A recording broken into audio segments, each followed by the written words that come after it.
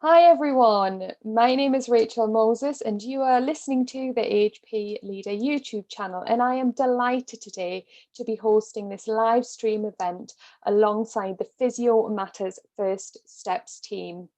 So we're just going to speak very slowly and wait for everyone to join us on the live stream.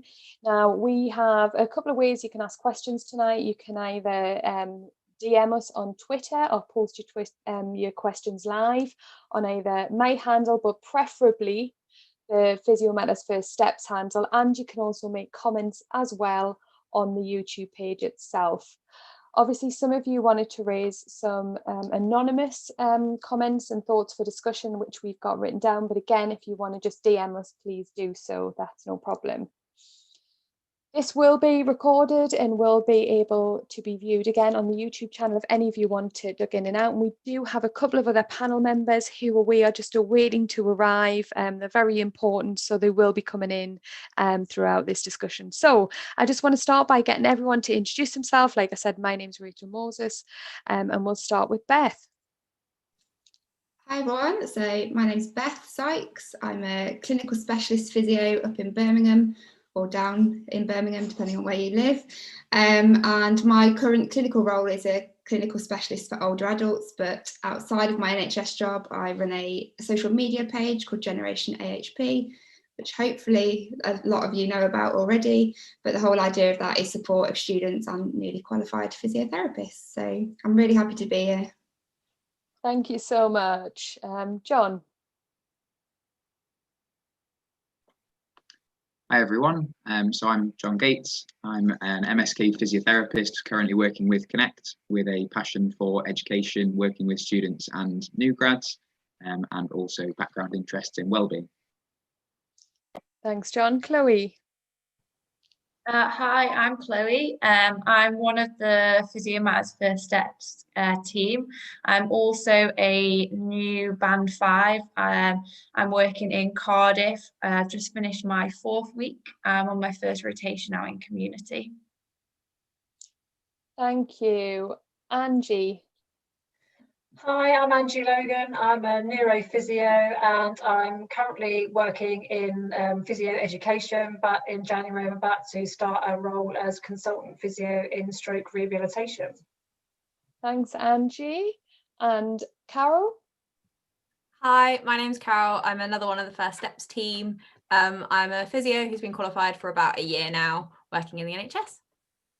Fabulous. And if by magic we have Farouk, who's just joined us bang on time.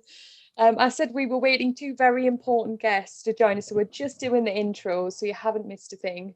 Great. Do you want to just introduce yourself and a little bit about where it's a bit like blind date, that isn't it? Where do you come from? What's your name? Hey, my name is Farouk Bello. I'm a physiotherapist in the community. I work up in here in Leicester. I've just started not long ago, a few months ago, so I'm fairly new to everything. Thank you so much. So this live stream webinar discussion, we're keeping it really informal because it really is a support session for all those newly qualified physios out there, and I appreciate that everyone might not be a physio who's watching this.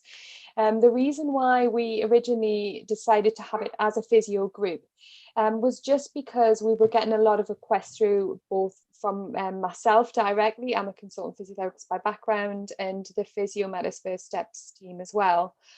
So this era that people have qualified in, that physiotherapists, that students are entering their profession as a qualified clinician, is not normal. It's not normal in so many different ways. It's not normal because of the interaction you have coming into a new team, the social activities, the even having lunch together. You know, we're in a very different world for newly qualified, newly graduated clinicians than ever before, and it's not something we have ever been through before. So being able to give advice and being able to tell people what they should be feeling, what's normal to feel, what's not, is really difficult. But what we can do is reassure you that everybody feels the same. And even as clinicians qualified for 20 plus years, some of us Angie looking at no one in particular there. And for some of us on the panel that have just been qualified a little while, we are all feeling the same, and we'll have the same fears and anxieties. And this is why we've just decided to host this Friday night chat. So I hope some of you have a chai latte or a beer or a gin and tonic or whatever takes your fancy, and you're just going to relax and listen in here. And this is just the start of the conversation. This is just to let you know there's people out there you can reach out to know you're not alone, and that as physiotherapists and as the wider AHP family, that you have people that can be there for you, because we don't want anyone to feel isolated. So that's about as gushy as it gets from my end. And I'm kind of going to kick off by just probably starting with Chloe, I think, and just, can you remember back to when you first qualified, which is very recently, and kind of what you thought, how you thought your introduction to work and life was going to be like, and maybe some of the differences that you've had since you've been qualified? I think for me, it was really hard to know what to expect, because my last placement had been in the January when we hadn't had any, there was no COVID, everything was running as normal. And then all of my last placements got cancelled, and it was kind of this whole frenzy of, okay, how do I find a job when obviously everything going on in the NHS is rightly so focused on COVID, and no one's really thinking about hiring new staff. I think for me as well, because I got my job in the May and I wasn't starting till the October, so I had quite a lot of time to sort of get my head around what all of the kind of new changes might be starting during the pandemic. And I was lucky that I had quite a lot of friends who started in the March, April, and had already been working as newly qualified for a couple months. So I was lucky in that I could speak to them and almost get a bit of an idea for what things might be different. So it was kind of things like, oh, you can't, normally staff might have a meeting once a week where everyone kind of can bring either patients that they're not sure on, or if they've got any worries or if they've got suggestions, and that's all stopped. There's none of that kind of face-to-face going on. It's more over kind of Zoom, like you said, not being able to have lunch with other, or not being able to have lunch in the same, where it's kind of a bit more of a close-knit conversation. I was thought that actually the clinical side might be more different, but actually that's very much the same, but with the PPE, and obviously I think seeing a lot more of the effects of lockdown. So for me, out in community, that's been something that's been quite a shock, is actually seeing the impact that the last 6 months of patients being stuck at home, not able to get out, not able to access services. I think that's been quite a shock. But yeah, I didn't really know what to expect, and I think what I've gone into is quite different to how I expected it to be. I don't really know what I expected, to be honest, but no, that's really helpful. And I know, just to give you some background about sometimes what I think of physiotherapy new grads at the moment is, I think we've always put such high expectations on ourselves, but maybe more than ever before. And I do worry somewhat because of the pandemic, and there has been a bit of a media spotlight on physios. And, I very much, there's nothing more that I love to promote the profession. But has that maybe caused, extra pressure on people going into it in this uncertain time? So, in terms of what you expect personally, I do think that's a really important point. And for us to reassure you, actually at the moment, for new people coming into either the NHS, to private practice, wherever you're going into as your first route of employment, there is actually very little expectation of people in this pandemic crisis that we're in. I think I had it, I felt almost guilty because a lot of people were starting in March and April on the temporary register, and they were helping out, and I was sat there thinking, well, I've done my degree, I'm on the temporary register, but my job's not starting until October. And I remember I just felt so guilty because I was I'm just sat here and I'm not doing anything. And I think that was something I found quite hard. And I think actually now looking back on it, it was probably a good thing, because my last year as a student, I took on so much. And I think if I'd have gone straight into work from that, I probably would, by this point now already, would have just been kind of like mentally exhausted, because I wouldn't have had that chance to just have a break.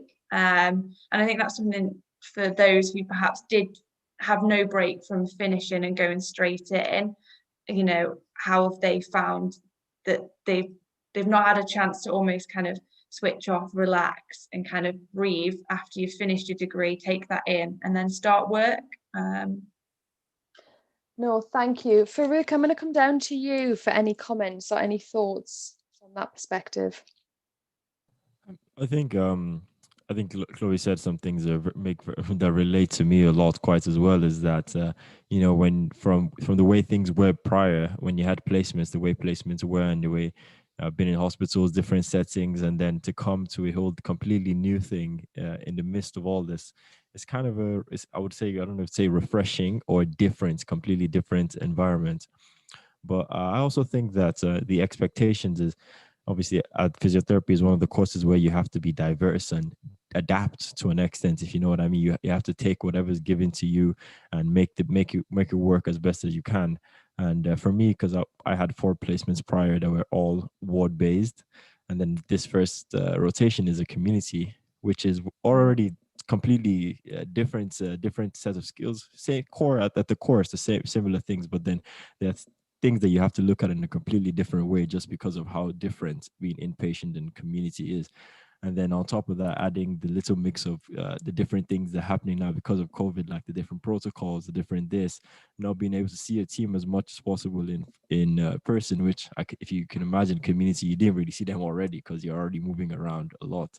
So it's just, it's been different, but I think obviously at the end of the day, some of the skills I will learn now will be very vital to however the world becomes in 1 year, 2 years, because none of us really know exactly what the outlook is.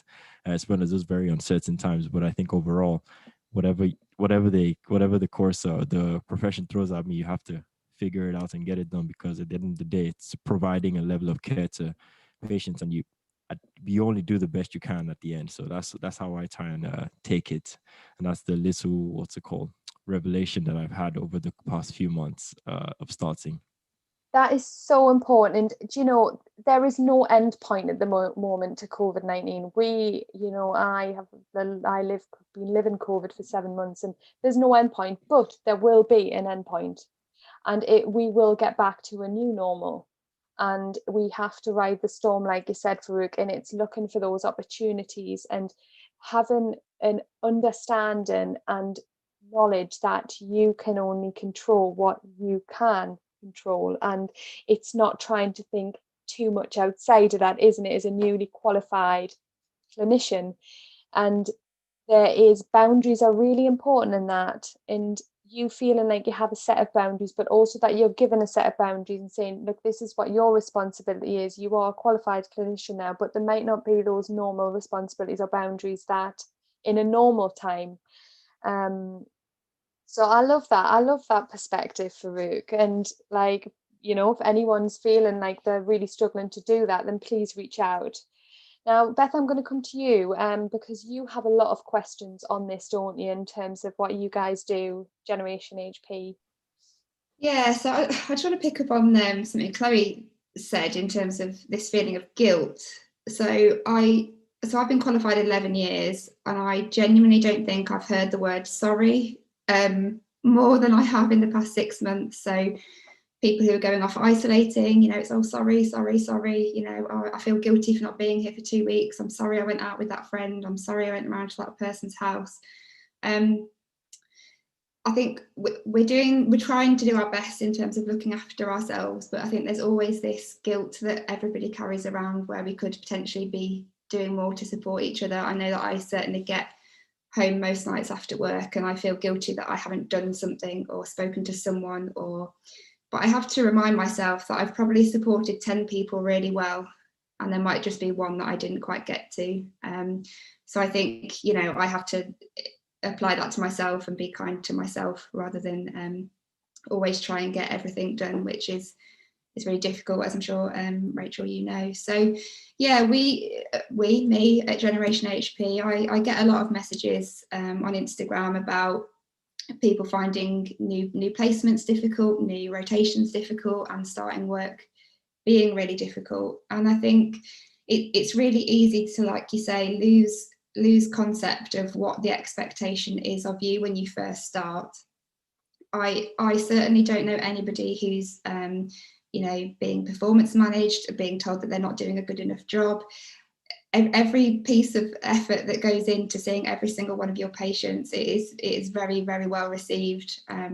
I've got a girl, I don't know if she'll be watching, I've got a new starter in my team at the moment, and bless her heart, she has moved wards already about 3 or 4 times in the space of 4 weeks, because the goalposts just keep changing, wards become positive COVID, negative COVID, and I have to keep moving her, and she has been phenomenal at being so flexible.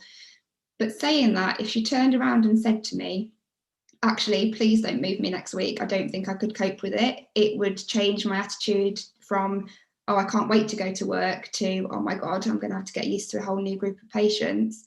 I would listen to that, and I would make the change needed to support her to not feel that unstable. So I guess one of my key messages is please speak to your team leads, your supervisors, whoever your most senior clinicians are, because as leaders, we rely heavily on the feedback from you and knowing how you feel. So if you don't tell us how you feel, I can't do anything about it. I don't know, I can't read minds. But I hope that most of my team would describe that if I know they're having a problem, or if I know how they feel about something, that I will try and put a change in place that would help them. Yeah, and I think that it's a great point. And we know, because people are reaching out, that not everyone has such a supportive manager or line manager. There's several strategies that can help you there. So if you are a newly qualified member of staff coming into a team, which may be a busy team with many levels of hierarchy, you might find that you're trying to raise issues, very relevant issues that are personal to you. And what I will say, as a newly qualified clinician, if you're feeling something, if you feel like you're feeling vulnerable, you're feeling lost, you're feeling undervalued, you're feeling anything that doesn't feel right, then you're feeling it, it's your feeling, and it is right. So don't let anyone tell you that it's not right. And you reach out to the most appropriate person, which is normally your line manager. And if you feel like they're not listening, reach out to your peers around you, because the chances are, if you're feeling that, other people in your team are. And then if people are and there's no way you can raise it, then you've got other options to kind of jump above that hierarchical level to go to the next stage. You can reach out to your union reps, your CSP stewards, who work within the organisation. They're really good at stuff like this. They're confidential here. It doesn't mean you're taking out a formal procedure. They're just someone else. That's why you pay membership fees. And then there's people online that you can reach out to, just have a chat and say, I'm going through this. Now, Angie, I'm going to come down to you, because one of the constant messages we're getting, Carol, and I'm sure you're getting, Beth, is about newly qualified clinicians coming into the workplace and feeling like the unknown. We've already touched on that, but it's also like losing their skills. So they've had this amazing undergraduate education, they've qualified and they've got that 2-1 or that first or whatever they get these days, and then they're just not going to consolidate their skills. What advice do you have there? Yeah, and I think that's fair enough in terms of depending on where you are starting out and where like Beth was saying, in terms of if you get moved and you end up in different roles. But it's really trying to think about all those transferable skills, the skills that you learn throughout your education in terms of critical thinking, clinical reasoning, your analytical skills, your communication skills, so communicating with your patients and their family, communicating with your team, working as an MDT, because even if you're in the community or you're on different wards, there's still going to be that MDT collaboration. So it's just, it might not be where you want to be or where you had kind of expected and sort of envisioned that you would be, but nonetheless there's going to be hugely valuable skills that you will learn from this, because there's going to be new grads coming after you that are never going to experience what you're experiencing working in a pandemic, and thinking about being able to adapt. And I think, Farouk, what you talked about, being flexible, all of those things in terms of when the policies change and the PPE protocol changes depending on whether you're on a hot ward or a non-COVID ward. It's all of those skills. So, just to reassure you that there are still really valuable skills that will stand you in good stead, that you will then be able to take with you wherever you go in your next role. Thank you. And I've got quite a few questions coming through here, Carol, and I think you've just touched on some of them, Angie. So before, I think we'll just deep dive straight into some of the questions. John, I want to come to you, because one of the things we were asked lots of times is about, and I'm making sure I'm getting the words right, the balance of the challenges of wanting to continue to learn whilst also wanting to just be able to hit the ground running and get on with it. So where as a newly qualified, it's the best time in your career to know that you've got no responsibilities of management and all that other stuff, and you can consolidate your learning, but there's now this extra pressure to do it and not learning. So what's your advice? I suppose in a way, by actually having more of that work-based learning and trying to figure it out on the job as you're going along, actually I think the learning perhaps is a little bit deeper, and the variety of the different learning experiences, as I think Angie said about transferable skills, in a similar kind of vein, is that actually there's so many different opportunities that are available and that are different to previous new grads that have come before you, and will be different to future new grads. So whilst it obviously is a terrible time for everybody at the moment, there is a huge value, I think, in saying that you've gone through this, you have figured it out. And actually something that I needed to learn in my career so far is that as much as we think that they do, a lot of the seniors don't have the answers. There isn't anything special, there isn't some kind of magic course that teaches you how to do these things. A lot of the time you're figuring it out yourself. No one knows how to use Teams when you first start. People are just figuring it out themselves. You'll have to look on YouTube, you'll have to find a guide to figure it out. That's part of the learning process, when you realize that I suppose it is up to you to start to build XYZ skills or knowledge. And I think that's really important. So I don't think they necessarily need to feel that they're missing out perhaps on that. Our guys are still doing things like their preceptorship program. Some trusts have a preceptorship program, others don't. That's still ongoing. So there is still a focus on education and learning for new graduates. That hasn't gone away. It's just that the expectation has slightly changed in that, the timescales aren't quite as rigid. But we still recognise you're in the first 12 months of your career, and that learning and development and consolidating your degree, like theory-based learning, is still super important. Thank you so much. Yep, go ahead. So I was just going to jump into what Beth had said. Literally this morning, so I've only been in my new rotation a month, and this morning we already had training, but it was just done online on Zoom, which I actually felt worked better for me, because it was okay, I can do it from home, I can make my own notes, and then literally did the Zoom training and went straight out to see a patient, and then got to use it straight away. So I think a lot of people now, it's we've almost got used to that virtual side of it and getting the training in. So and I think I would say, if you're a new grad and there's something you don't get and you want in-service training on it, ask, because a lot of the time I think your band 6s or your 7s, they want to share what they know, but if you don't kind of ask and say, oh, I'm really interested in this, or I'd really like to know more, they don't know what it is that you're kind of missing in your learning, I guess. So thank you so much. And you might have noticed our final very important panel members snuck in at the bottom there, and massive shout out, because I've been working all day, literally rushing home to do this, so we're incredibly grateful that you've joined the panel. And you have to excuse me, because I've been asking Sadia how to pronounce his name. Is that right? So first of all, thanks. And do you want to let us know a little bit about yourself? I've said before, it's a bit like blind date, but just who you are, where you come from, and what you do. Yeah, good evening, everyone, and thank you for having and inviting me. And apologies for late joining, just finished work. So yeah, I'm Sudhir Daya. I'm a cisgendered gay male of South Asian heritage, and I grew up and studied physio in South Africa. I currently work in the private sector, and I run 3 businesses. One is Integrated Health, offering mental and physical health services in London. Physio MCST, which offers mentoring, coaching, supervision, and training to physios, and the Life Architect, which is a human potential consultancy offering life and executive coaching and training. And I've recently taken over as convener of the LGBTQIA+ network of the CSP. And that, my friends, is why he is here on this very important live stream today.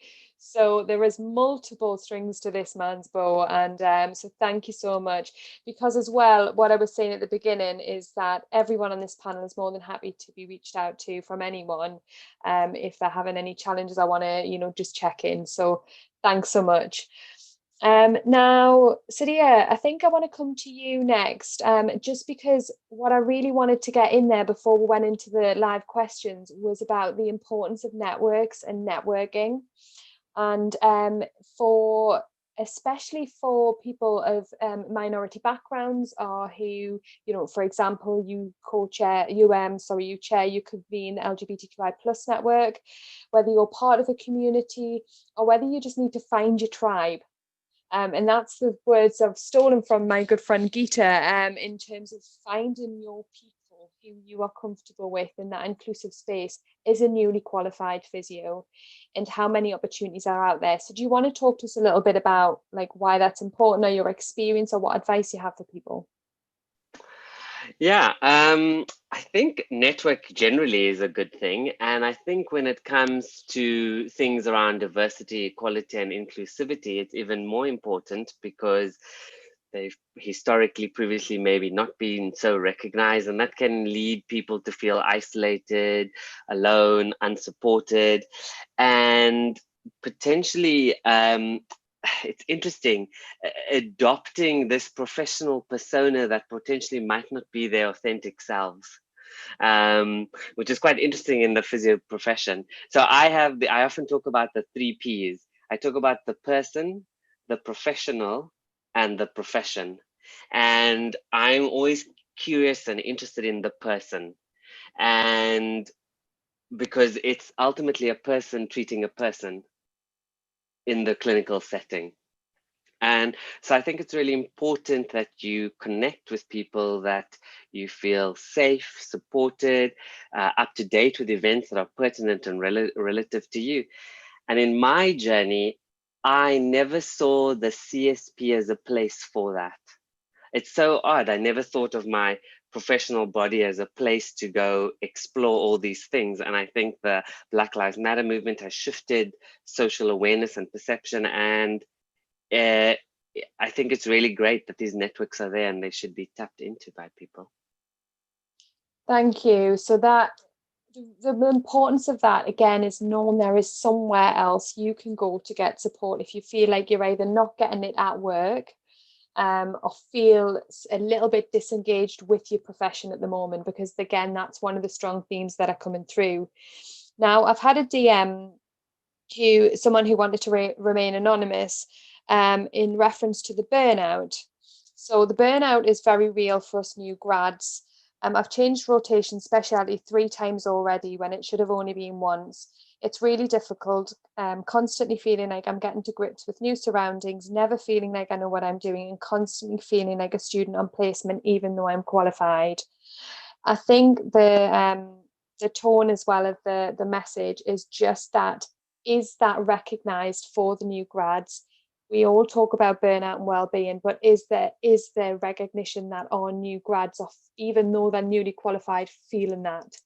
So if there's a new grad feeling like that, what advice do people have? Who wants to answer that? Who wants to come in? Give us a little wave. I can start. I'll go to Beth, yep, and then Carol, and then down to Farouk. So for me, it goes back to what I said earlier, which is if I don't know, I can't do anything about it. But if a new grad came and told me that that's how they were feeling, then I absolutely would try and do something to support you and create some more stability, because it sounds like you're really crying out for some stability. It's worth mentioning some qualified therapists or even students thrive off being changed clinical area every so often. You know, they thrive off being asked to move and the contact with different clinicians, whereas other people really don't cope well. And even 11 years later, there's some things that I really need stability in, whereas there's others that I can be really, really flexible in. So I would definitely advise you to speak to whoever your mentor or supervisor is, speak to one of your CSP reps. And yeah, I mean, lots of trusts now have health and wellbeing hubs with staff support, counsel, whatever that might be. So if you want to confidentially go and seek support, and even if you just need somewhere to sit and go and cry and go, this has just not been the start that I anticipated, then get that all out and then think more logically about what the next steps are that you maybe need to take, and who needs to know on their radar that you're feeling this way. Thank you, Carol. So even I can say a year in, I've definitely had that experience of being moved, coming into work some days and not even knowing where I'm going to be, let alone if it's a rotation or not. But I think the other thing is, don't be afraid that if you've had a supervisor that you've clicked with on a previous rotation, it's not like you've moved and you're never allowed to talk to that person again. If that person is your safety net, go back to that person. It's absolutely fine. Talk to I know that I'm lucky in my trust. We have a Band 5 support network, which we've managed to keep going, even if it was virtually during COVID. So, go to another 5 and don't be afraid that actually, even a year down the line, I change rotation. I feel like I've got imposter syndrome at times. So, it's not unusual to be scared by it. And like Beth says, some people will thrive off it. And those people that are thriving off it, you'll probably compare yourself to. But actually, it's okay to want that stability, especially if everything else around the world is changing. Thank you. Farouk. Yeah, I think Carol hit something I wanted to say. It was that, different people react to pressure in different ways, and different people require different levels of support in different aspects of things. Like I would say personally, one of the things I always think of myself, as I said before, is that if something changes, I have to find a way to change. There will be sometimes a period for example, now as I came onto this, and then even while seeing patients now, there's some periods where I start to think, how good am I clinically? How good am I? And then I have to just reevaluate myself and say, okay, let's take it down to the basics and try and figure a way out. But then that's a very experienced personal to me. That's how I relate and figure things out if things are going wrong. And there's sometimes you just have to, even myself now, I think today that I had a patient and I just thought to myself, you know what, don't take this burden all by myself. I don't need to just scrap my head, because at the end of the day, I'm still just starting and I'm still learning. Although I think, as John said before, is that you have to toe that line where you're thinking, other people are learning and you're responsible for your own learning and you're responsible for your own development to an extent. But then at the end of the day, it's that recognizing you're Band 5, you still have years of experience, and then your Band 6s, your Band 7s, they have those years, and that's why they're there to actually help. They can help you as well, as much as you can, as much as they can, as much as you need to an extent. But at the end of the day, it's all individualized experiences. So finding what works for you, and then I'm sure we'll get into this later, as we said, like burnout, and figuring out how can you figure out what works for you. Like myself now, I like to exercise almost every day. Being on commuting, you're driving 1,000 miles every week. It will start to take a toll, and then you figure out what works for you. If you're talking about clinically, you have to figure out, do you want to use the people you're there with now, as they both said, is that, do you want to use the people you have in your trust now? Do you want to use some people you have old contacts? And there are loads of opportunities. I think, as Sudhir said, is when you network, you can also find people who aren't even in your immediate vicinity as a support network that can help you in both clinically, both as a person, and both just to relax sometimes, because you really just need that. Like one of the things I'm part of is Cultural Health Club, and sometimes I just find that hearing from different people who have similar experiences and just venting once in a while to other professionals like yourself, and you don't feel like you're in a burdened environment, is a really useful tactic to where you can help to relieve yourself. But there's no doubt in this, especially this time, these type of things, burnout, stress, will feel like it's a lot just because of the nature of the way everything is. But it's just taking a step back and not trying to overwhelm yourself and figuring out what exactly tactic can you use, what has worked before, what are the new things you can try, and just trying to figure out a way that works for yourself and not worry about what's working for someone else and what's working for them, and just making that experience more personalized to yourself. Thank you. And it's almost like you can read my DMs here, because I'm gonna keep hold of you, Farouk, for this. And then I'm coming to John and Sadia if you want to come in. So one of the things is one of the DMs is that and it's quite obvious why it's a DM. So their seniors are so stressed, they're so burnt out, they feel like they can't raise it with them because they're on this emotional fragile string, that if they feel like, as the newly qualified, if they then go to them and say, I'm feeling like this, they feel like they're gonna then. So what advice do you have on that, Brett? So we have newly qualifieds in that situation. What advice do you have, Farouk? Then I'll come to John. I completely understand that. And I had that a few times now, when you're coming into a situation that's already seems to be stressful for everyone, and then you don't want to feel like you're a burden on top, because you're trying to think, I'm a band 5, so I should know everything. I'm fully qualified. But at the end of the day, it's that recognition that you have to just respect yourself, and you gauge it as the situation is. You can tell that's where you're finding different ways. You might have to find someone else from a different department that may be a bit helpful to some of your friends that you can reconnect with, and maybe less under stress. But at the end of the day, when you come into a department, for example, I've come into community, there are certain things that you need to know that you maybe had privy to getting beforehand easier, but now that it's a different situation, you have to just find a way how you get that information. And it can be to the multiple ways. You don't even always have to sometimes talk to the physiotherapist, your immediate senior. You might be able to talk to the senior OT or another OT, another band 5 as yourself, because as I said, everyone is not the same. But no, it's completely understandable. And I've had that experience. But sometimes I just think, what, I don't want to start, because you might take 3 hours trying to figure it out by yourself, where if you ask just one question, you figure out in like 5 minutes just from you asking that question. And it's just being a bit brave and building that confidence to say, let me just do it. And even if sometimes I would say band 6 and 7, if they are swamped, they will let you know, and they probably will direct you to somewhere that you can get that information if they can't help you at the time. Well said, my friend. John.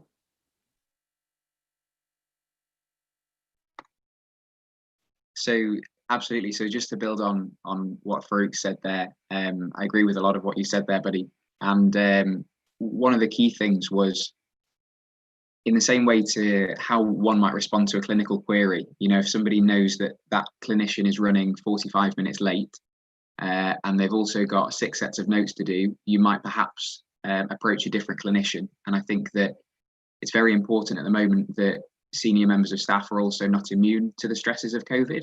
And as I think it was Beth, the AHP leader, was saying that lots of people might thrive in certain situations, but other people are just surviving. So you might have to pick that particular senior who perhaps has got a little bit left to give. So you might not be choosing that particular person who you feel might be spread too thinly, because also you have to be kind to them, that they need to take care of themselves first, perhaps before they're able to give the right advice to you. But I think what Farouk said, that they should hopefully redirect you to somebody that perhaps can help you in that situation, and then perhaps come back to that situation to reflect maybe when they've got a bit more energy, to say, I felt like you were reaching out last week. I didn't feel like I could commit that time, but now I've got some time, or let's commit some time together, or can I help you through this? And that's what I hope would be happening. Thank you. Sadia, coming into you next. Oh, you're just on mute. It's the first time I've said it. It's all right. Yeah, just picking up on the guys who said really interesting stuff there. I find this question really interesting because it's an interplay between the professional and the person. And I find this really interesting because it's a personal experience manifesting in a professional setting almost, or you could, because of work and stress. So I'm always curious about one thing, for example, like the person. And so when we think about CPD and our potential wanting to invest in core clinical competencies, skills, I wonder if we'd add soft skills into our CPD plan and things like that, like emotional intelligence and all those resilience work. Where would they fit in to our CPD plan when we do all the other core skills? And the second thing is, it's like the guy said about self-care. As physios, I think we're very good at prescribing exercises. And I wonder, my question to everybody is, what is the self-care you would prescribe to yourself? Just as a thought. Wow. I don't know. I don't think I do it, which is really bad, isn't it? Thanks, Sadia. That's very thought-provoking. Now, Angie, I'm coming to you for this next bit before we go to Carol to open the floor. So one of the challenges for the newly qualified in this time, and Sadia, this just links into you, it's almost like you've got access to the DMs, is how do you, in this newly qualified, in the student world, you had your boundaries, you had your goals, you had your assignments, you had your exams. In the newly qualified world, it's like, how do you find that work-life balance? How do you fit in the non-clinical stuff? And we're seeing more and more of the regions going in level 3 lockdown. Like, where do you find that balance? And like Sadia has just said, how do you look after yourself? What's your advice? That's a biggie, isn't it? I think Farouk shared about exercise, and that's something that that I really enjoy. And I think that's the key. It's finding something that you enjoy, that you can get lost in, so that you're not worrying about work and what's happening, what's not happening. And so for me, when I'm doing my strength training or going for a run, I'm so focused on surviving and breathing that actually I'm not worried about anything else. Or I think one of the challenges for those people that work from home, that are doing virtual consultations, that are maybe shielding, or it's just that kind of demarcation between work and personal life. And I think whether that is your drive home, where you're, taking off work, or you're walking to work, walking home from work, just to try and have that downtime, so you have that transition of a little bit of time, so that you've got those clear boundaries between your home life and your personal life. And one of the things that is a new phenomenon to me is something called psychological PPE. So where you have your physical PPE, you've got your gloves, your apron and your mask and your shield. One of the really fantastic things is almost in the morning, you're thinking about that psychological shield. So not that you're shutting down from your colleagues or your patients, but you're just having that moment where you're checking in with yourself. And then at the end of the day, you're checking out in terms of just psychologically wrapping everything up as much as you can, so that then you're leaving that at work and then going home. Because one of the conversations we had earlier was the fact that quite a few people live alone, and so you don't necessarily get the chance to have a debrief. But it's, again, I think it comes back to having your tribe and having your friends that you can then ring up or message and just go, oh my God, today was horrific, or this week was absolutely, a humdinger, it was awful. And someone just gives you that airtime and that space where you just kind of, get it all out, or they get it all out, and you just listen and you ask, a few kind of probing questions, and it's supporting one another. So I think it's finding things that you enjoy. Some of the things I've done recently, a bit of colouring in, crafting. I just try and find something to do for an hour or so of an evening, just to really try and wind down and take my mind off of work. Thank you. And when you say it out loud, it's such simple stuff, but it's the simple stuff that goes the first, isn't it? Chloe?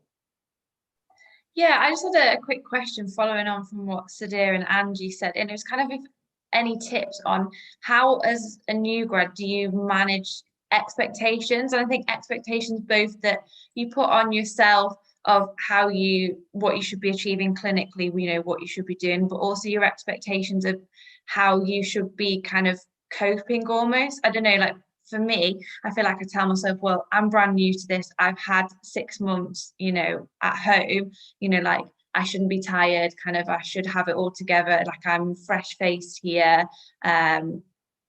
Just how you manage all of those expectations as a band 5 would be helpful. And I'm sure if I'm feeling it, there's probably other new grads out there that are like, how do I manage all of this pressure that I'm putting on myself for what I should be doing, how I should be feeling, like all of that. Angie, do you want to go Yeah, first? I think that as I totally hear what you're saying and totally, validate that. And just to reassure you that I think everyone at other levels is also feeling the same thing in terms of trying to strike that balance. And I think it comes back to some of the things that we've already talked about in terms of having that dialogue with your your supervisor or your line manager, having the support of other members of the team. So as a few other people have said, doesn't necessarily have to be a physio colleague, could be any other colleague that you feel is going to give you their listening ear and give you their be present with what you're sharing, and to try and just keep those lines of communication open and find ways that you yourself can have that downtime. And so it's recognizing that it's all really weird and we're all really struggling in our own way, because this is just new to everyone. So I think that the biggest thing is about communicating with your your friends and your colleagues to make sure that you're not you're not struggling alone. Thank you. John? So just building on that from an expectations point of view, that actually I've found that not only have I admired the students and new grads that are coming in, but actually my expectations are not only less, but I'm amazed at how much they actually have to deal with. You mentioned some feelings of guilt that, you are fresh faced, you haven't had to put up with X, Y, and Z over the last 6 months. But actually, I'd argue the opposite, that for the majority of the time, hopefully, I know what I'm doing clinically. I've just got COVID by itself to manage. I'm not having to figure out team dynamics and to learn new clinical skills and to be involved with these, types of things. So actually, there's quite a lot of pressure on coming into a new team as a student or a new grad. And I think actually from an expectation point of view, clinicians' expectations should be even lower and even more supportive. So I just perhaps kind of wonder and reflect if some of those expectations are kind of more internal. From, I think Angie covered it in the last in the student webinar regarding maladaptive perfectionism. So perhaps just being a little kinder to yourself from that point of view might be my reflection. Thank you. Sadia, do you have any comments before we go to Carol? I find it interesting because once again, it's a person-based question. I really find it interesting, and I would say this skill is the self-awareness, really, and getting to know yourself really well, and thinking about energy perhaps as what's energy expending and what's energy restoring for yourself. And what fills up your petrol tank, whatever metaphor you use, or empties your stress bucket, whatever the metaphor you want to use in. And I'm also curious about the word should.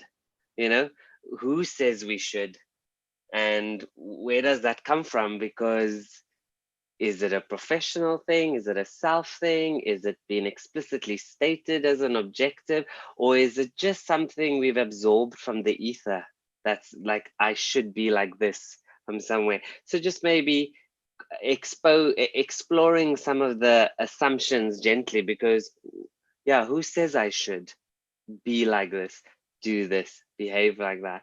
And that's like a wider system-based question, because maybe we are inculcating that in somehow subtly within training and education, that this is the only way we can be as a professional.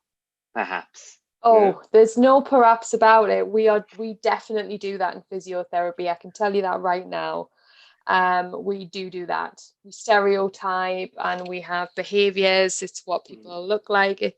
So I think you've absolutely hit the nail on the head. And maybe that is part of the feeling when this, we're in a magnified state now with COVID, everything is magnified, everything is, you know, and I think that's a really important point, but I feel like we do already know the answer to that. And then this is about understand, it's so much bigger than this. It's about cultural competence, it's about representation, it's about diversity of thought, it's about allowing people to be their authentic self, it's about having that inclusive environment. And if we had that, then we could manage these crises, couldn't we? But because we don't have that, everything becomes magnified. And the members of our profession who would feel isolated in normal times become even more isolated.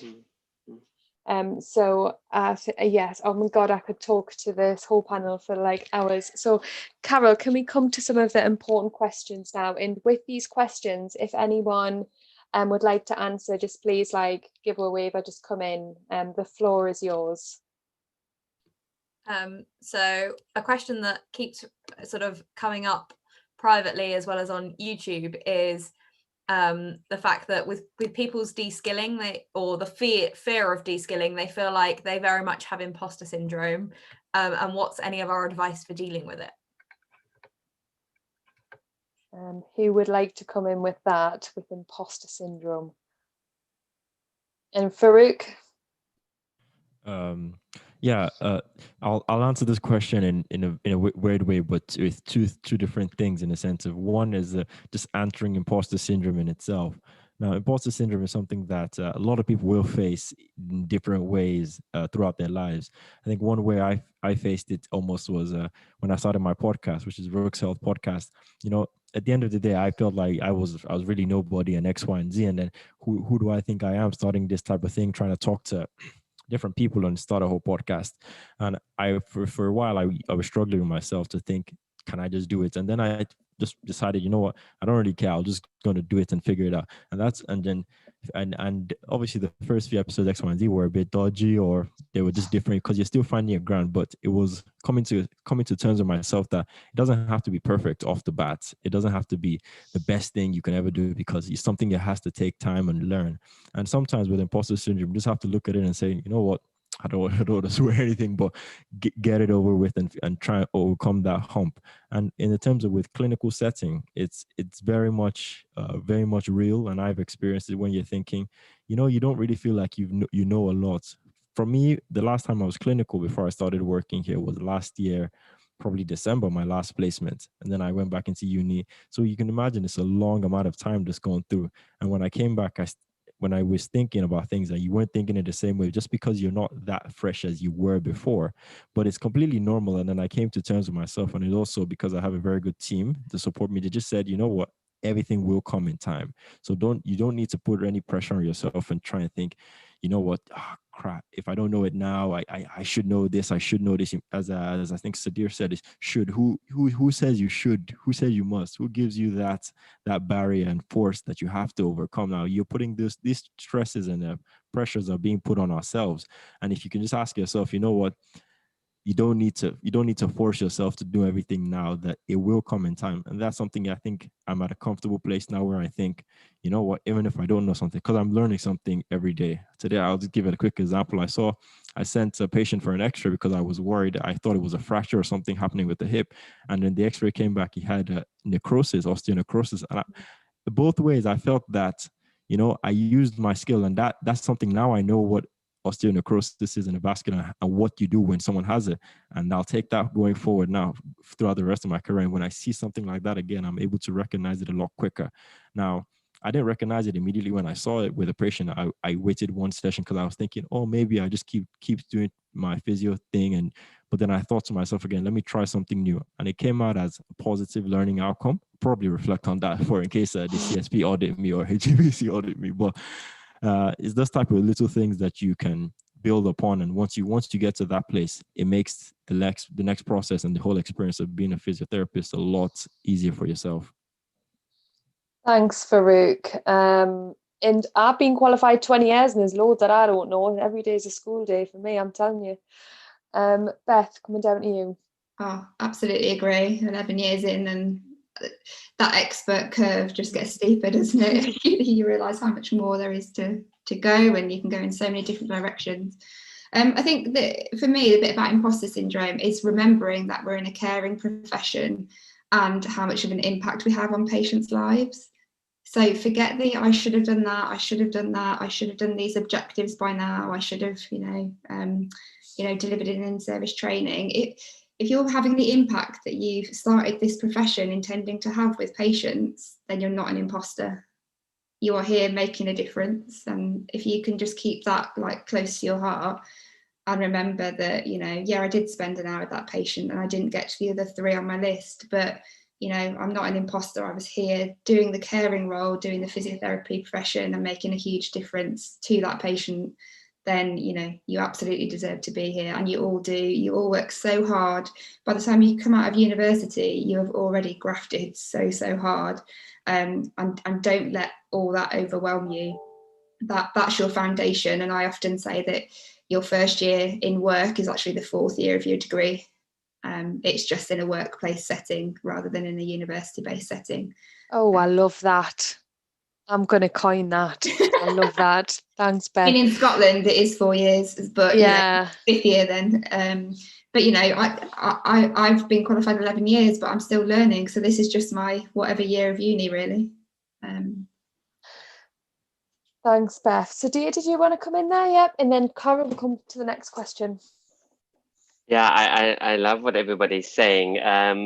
There's 2 points. One I wonder about communication and what would stop us from saying to a client authentically, like, look, I'm really not 100% sure what's going on here. Let us explore this and this avenue, and what would it mean to have that conversation, just being upfront and genuine. And my second kind of thing is, it's something I talk to my clients about, is a positive feedback folder. So I have accumulated this over my entire career, and I suggest it regularly to people to do. Every time I get something, an email, a card, something, I store it straight away, because guaranteed through the changing cycles of life, you're going to have a bad day. And in that bad day, you'd think you're the worst physio in the world and you're utterly crap and useless, etc., etc. And you need to go look at that folder then and realize that, then you can really put it in perspective and see that, yeah, okay, it wasn't my finest moment, but I'm not all the other inner critic narrative I'm feeding at myself. So a positive feedback folder that I continue accrue even till now and ongoing. I bet it's huge to do. I love that as well. Absolutely love that. Thank you, John.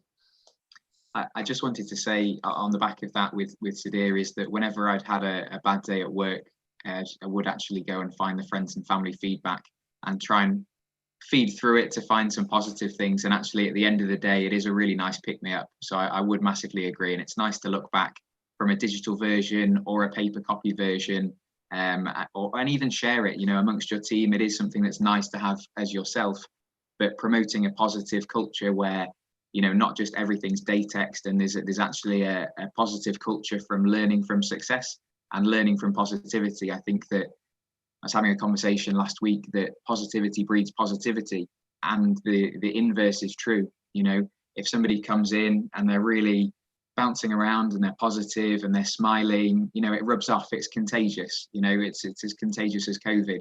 Just a smile. So important to keep that positivity, I think.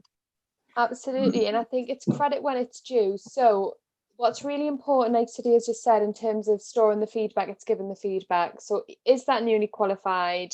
This is embedding the culture that you've just said, John. So if someone treats you nice, does something that you think is really positive or really good, give them that feedback, either in a card, either in a post-it note, either in an email, and then so the cycle continues. And if any managers are watching this, then make sure you feed that back. Because sometimes we become so fixated on giving the bad news and giving them, the poor feedback, we forget about the power of giving the good. Angie, I know you wanted to come in there. Yeah, it was just something that I saw on Twitter, and I love the fact that you can kind of pinch with pride these really great ideas. kind of just taking on what Sadir and John were saying, that I've seen some people set up brilliance boards. So they can either be virtual for those people where you're working at home, so everyone's still connected and engaged in that, or it be physical if you're all in one department. And it's very much around the positivity breeds positivity, that, you know, you're really giving those plaudits and that recognition to when people are doing well. And I think also it is a really positive thing for when patients and families are coming in as well, in terms of staff are valued, staff feel part of the team, and staff are supported. So I think definitely loving the positivity folder as well. I think I'm going to have to set one of those up. So thanks, Nadia, for that. So this links into Farouk's points as well about, you know, you being that positive change as well. So if you are the newly qualified and nothing like this exists within your department, be the one that makes a suggestion. You know, I think people would love you for it. So John's put in the chat a big gob, which is a glimmer of brilliance, and greatix incidents too. Love that. So again, reach out to people if you want to implement that, start it, share it. Your seniors will probably love you if you say, you know, I've got an idea and I'm going to take ownership of it and I'm going to implement it. Great advice. Carol, I'm conscious of time. Do you want to come in with a couple more questions for us? Yeah, we've had a few regarding like either finding a new job or in that process of job hunting, kind of saying that actually they're finding it a bit demoralizing at the moment, or they just don't know where to start. And other than, you know, slight plug, going to look at the First Steps video on it, what are people's tips for it? And the other big one is, once you have a new job, how do people in the team, because I know there are a few people at the moment who have done this, kind of get around that idea of getting to socialize, getting to learn those team dynamics? Chloe, we'll come to you first, and then you want to let us know who wants to come next. Thank you. I think around the topic of kind of finding a job and how do you deal with that rejection.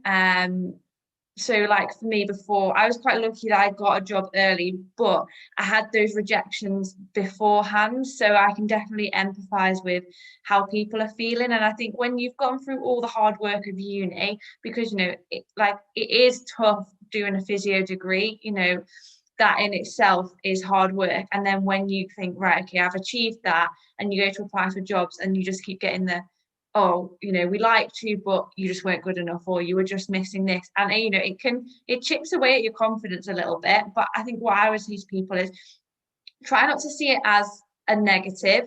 So, you know, you get that job rejection and almost try and turn it into a learning opportunity. So you go, right, okay, I'm going to make sure that I phone them or I email and ask for feedback. You know, what was it that I didn't do, or, you know, what was it that I could have kind of changed, and also like what was it that I did well, what should I keep doing for these job interviews, and then you can kind of learn from that and move on to the next one and take that with you. I think that's the same with kind of, you know, like if you see a patient you think actually that probably could have gone a bit better, rather than see it as a failure, you go, right, okay, look, how can I learn from this, which is probably going to happen a lot as a band 5. So if you can spin those around. And then just to jump on the kind of how do you get to know your team, I'm really lucky that I've gone into a team that are like incredibly supportive, and, you know, like I've already been added into like bake-off competitions virtually and stuff, so it's nice to have that support. But I think if you're kind of feeling a bit like you want to get to know people, I would say don't be afraid to kind of ask, oh, you know, do people want to do something virtually this weekend? I don't know, like a quiz event, or because chances are at the moment, you know, with a lot of the restrictions, people aren't going to have loads of other plans. And, you know, if you kind of say, look, I'm feeling a bit lonely, or I just want to feel a bit more involved in the team, people are going to be, you know, they're more than happy to support you. But I appreciate that not everyone is lucky to have a supportive team. But yeah, I think trying to make those opportunities, even if we have to kind of fit them around the COVID rules, definitely help getting to know your team outside of like a work environment. But thanks, Chloe. John, I'm coming to you, and then I'm just scanning to see if anyone else wants to come in. So it's just a really, really quick point that actually, even though you think you might have really lost out or something, and it can be very much devastating when that happens. You know, I know from personal experience that even if, you know, it seems a bit cheesy, but you know, if one door shuts, another one usually opens, and quite often that leads to a better destination. And then again, a little bit cheesy is if anybody hasn't seen Will Smith's Fail Early, Fail Often, Fail Forwards video, it's just a quick one, but I find that that's quite motivational after any kind of rejection, or if you watch it anyway, if you've got 5 minutes. Thank you so much. Carol, have we got any more questions left, or have we covered everything? Oh, Sadia, come in, Sadia. Plugging the networks. Yes. So network. If you are looking for support, the networks are there, the BAME, the LGBTQI+, the disability, but there's networks everywhere, you know, and the COVID world has made online things, you know, much more accessible. However, we can sometimes be zoomed out, but network not only within the CSP, but network in all capacities. And I think there's lots of opportunity there. Thank you so much. Thank you, Carol. Let's have a look. So one of the other questions kind of revolves around this idea of people being fearful for maybe trying out a new thing, or knowing when to go for that trial and error of, do I try this new thought I've had without necessarily checking it with a senior first? Oh, Farouk, I've got to come to you for that, and then anyone else want to come in? Oh, you just on mute still. You knew that. Oh, you're still on mute. I don't know what you said. Oh, you're not coming in. Okay, who wants to come and answer that one? I threw him under the bus there. Oh, anyone want to come in? What was the question again, Carol? Sorry. So when to kind of go for that trial and error when you're a 5 or when you're newly qualified, like at what point do you decide to kind of just try something new without checking with your senior, or when to kind of not run stuff past your senior before giving it a go? Yeah, I appreciate that's a bit of a tricky one. I think first of all, what you would want to make sure is what you were thinking, is it evidence-based and is it safe in terms of safe for you, safe for the patients? But actually, no, it's about striking a balance between showing initiative and, you know, being an autonomous learner, as well as working within your scope of practice. You know, for all of us, regardless of what level you're at, we all work within our scope of practice to make sure that we're not doing any harm to our patients. But yeah, I think when you engage with the literature, or you go on some in-service training, whether that's, you know, Zoom or whatever at the moment, and you can clinically reason that would be effective for your patient, then actually I think that is a really great mindset to be in that you're trying new things and you're widening your skill set, and then, you know, have those conversations with your senior in terms of, okay, I tried this, that went really well, because you can reflect on it. Reflection is a really key part of your learning, regardless of where you are, whatever stage in your career. We should be reflecting on whether things go well or things don't go well. So, you know, I think as long as you're thinking about your own biases and preferences, you're engaging with the literature, I think actually, you know, showing initiative and trying new things is a really great thing. Now Farouk wants to pipe up now, and then I'll come down to City.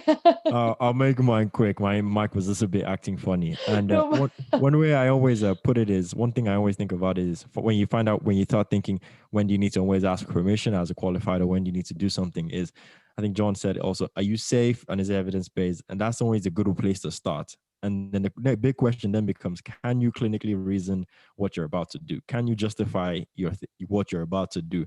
Can you back it up? Could you feel confident enough? Because if you don't feel confident in trying maybe a new technique, a new approach, a new modality, it's probably best you ask someone first. And that's one thing they first told me. They said they would be more than happy if I asked 100 questions every week than for me to go and say, you know what, maybe I'll just take a gamble. Because at the end of the day, when you're working in healthcare and you're working as a physiotherapist, it's someone else's life that's on the opposite side of you. And that's where it becomes very important that, you don't want to be taking any chances with someone else's care, someone else's livelihood, because you wouldn't want someone to take a chance with your livelihood on something that they were not very confident in.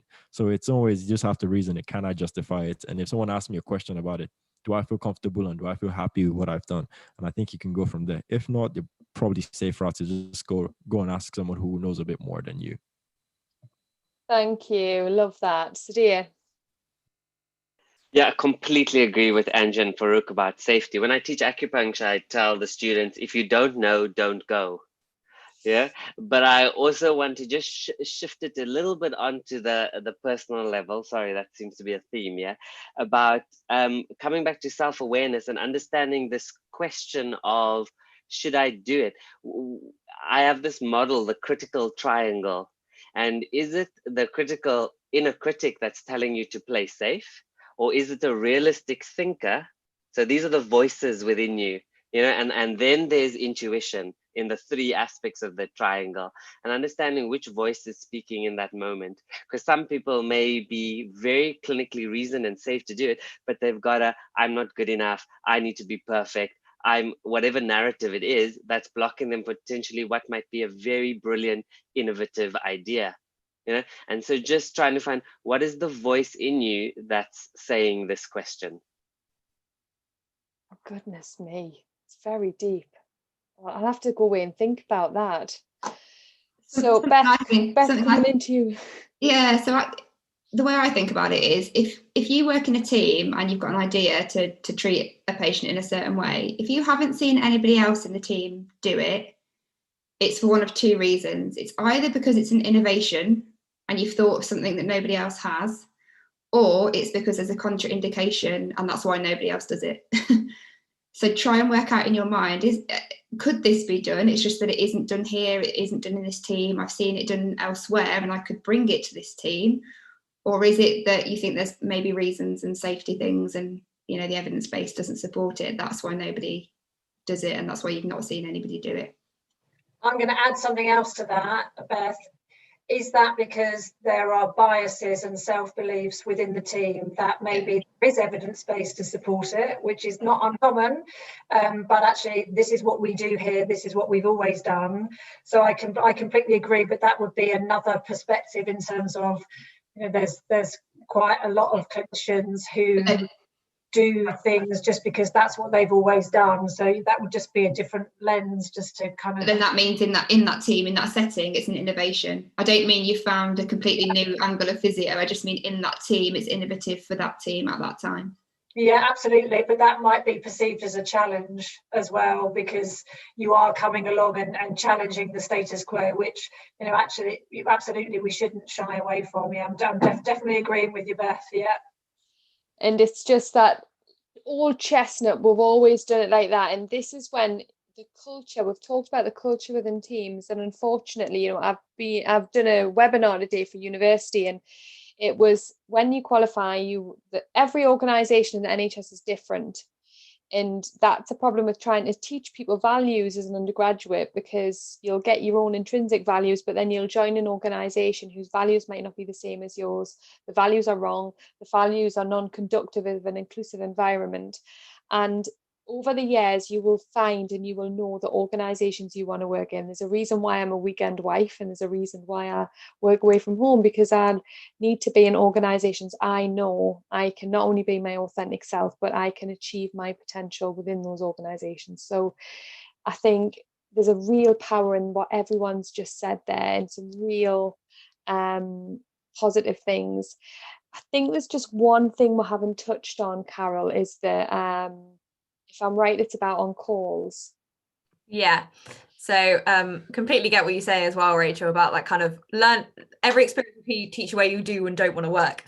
The only kind of major theme that hasn't been is what happens when you're on that first on call or that first weekend where, you've got that doubt in your head, and it's kind of that thing about asking a senior, do you get that yes no permission of kind of being allowed to ask, and how do you trust your instinct even at 2 a.m. in the morning?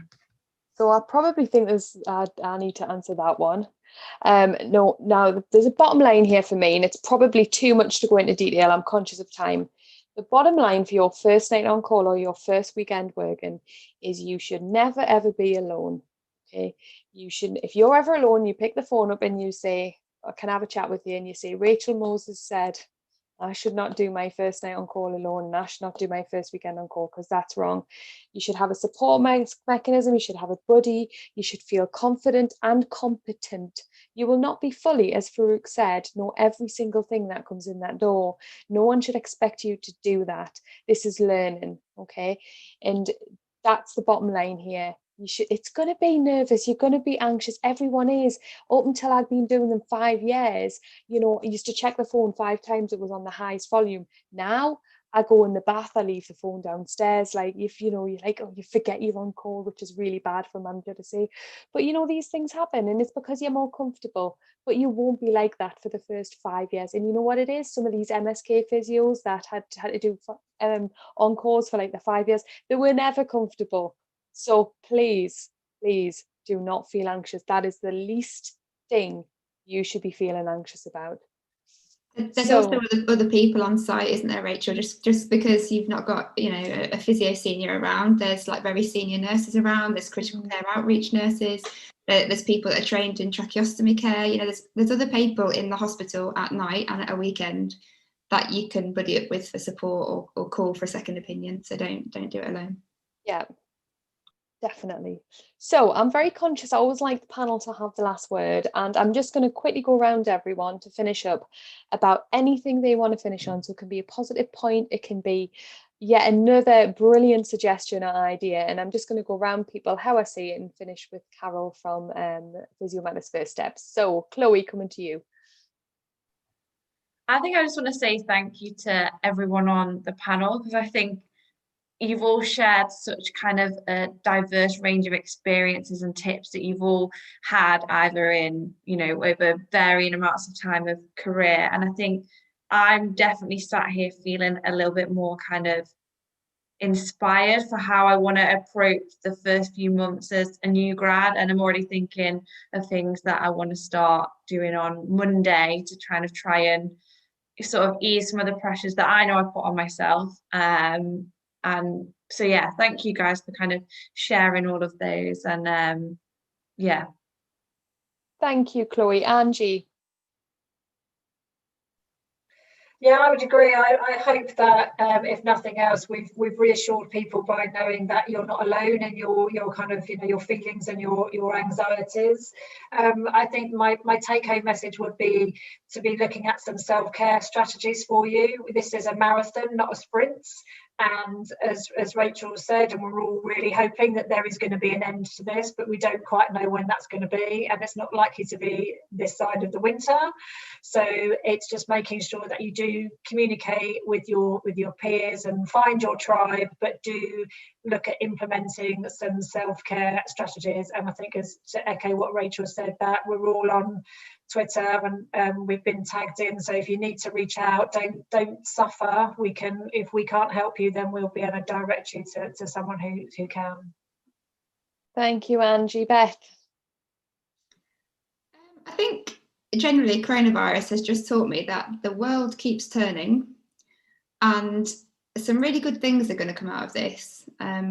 Like, really simple example, I'm about to take 4 students on a 4-to-1 model for the first time in my trust's history, as far as I know. So that's something very, very different that wouldn't have happened unless there was huge pressure for student placement capacity.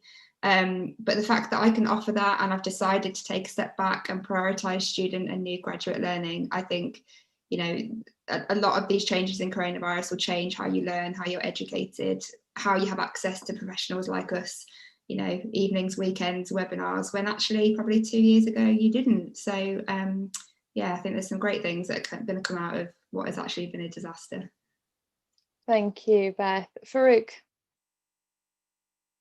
Okay, one thing I wanted to add is again, thank you all for the tips. I think I've taken quite a lot from this already, but one thing I want to give to people, which it may seem like a hard piece of advice, but you know, it's get it done. And that's what I always tell myself whenever there's a problem, I face a problem or a challenge, just get it done by any means necessary. Because from point A to point B, 10 people will take 10 different routes. All that matters is you got to point B. No one, at the end of the day, some people don't care about how you got there, but you got there. And that's where it comes to make it a personalized experience to you and get it done. Figure it out. Because if you've qualified, I mean, physiotherapy, we all know is a hard degree. I think it's probably one of the medical courses are normally hard. So you've gone this far, you can figure out whatever has to come next, and don't be boggled down by whatever you think is a challenge. It's just another obstacle, and you figure it out one way or the other. I love that. Sadia. Yeah, just thank you for having me, echoing people's sentiments, and yeah, picking on self-care. Just probably be mindful of toxic positivity.